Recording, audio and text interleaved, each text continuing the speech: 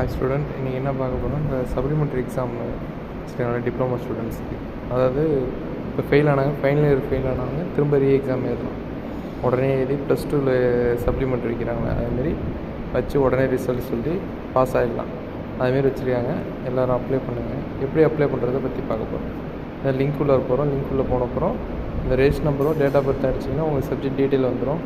அதெல்லாம் கரெக்டாக பார்த்து மொபைல் நம்பர் அடிக்கிறீங்க. அடுத்தது alternate mobile number, email ID, address எல்லாம் டைப் பண்ணிங்கன்னா உங்களுக்கு அடுத்த இது மூவ் ஆகும். ஓகேங்களா? ஸோ அடுத்தது மூவ் ஆனப்புறம் அப்புறம் பேமெண்ட் தான். பேமெண்ட் நீங்கள் பே பண்ணப்புறம் உங்களுக்கு சலான், அக்னாலஜ்மெண்ட் சலான் டவுன்லோட் ஆகும். ஓகேங்களா? நான் பேமெண்ட் வரைக்கும் கொண்டு போய் விட்டுறேன். அதுக்கப்புறம் நீங்கள் அப்படியே ப்ரொசீட் பண்ணி இப்போ வீட்டு அட்ரஸ் அடிக்கிறோம். அடுத்தது சிட்டி, அப்புறம் பின்கோடு, அப்புறம் எத்தனை தியரி எக்ஸாம் உங்கள் பேப்பர்லாம் அப்படியே வந்துடும். காலம் நம்பரு, ஸ்கீமு, செமஸ்டர் வைஸு எல்லா பேப்பரும் வந்துடும்.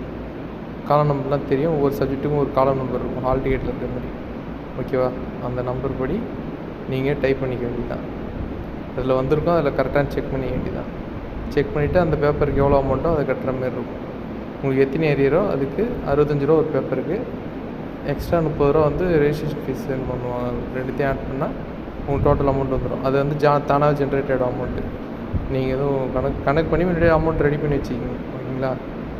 வச்சுட்டு அப்புறம் பணம் கட்ட போகும். அப்புறம் 3 எக்ஸாமினேஷன் சென்டர் வந்து இப்போ சிதம்பரத்துக்கு, முத்தையா, அப்புறம் எஸ்எஸ்பி 3 சென்டர் கேட்கும் உங்களுக்கு.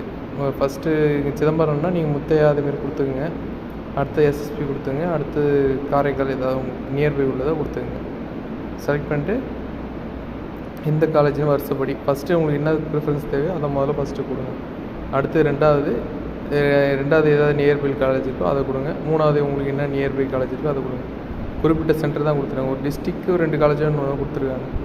அதை பார்த்து செலக்ட் பண்ணி உங்களுக்கு செலக்ட் பண்ணிக்கிங்க. ஓகேவா?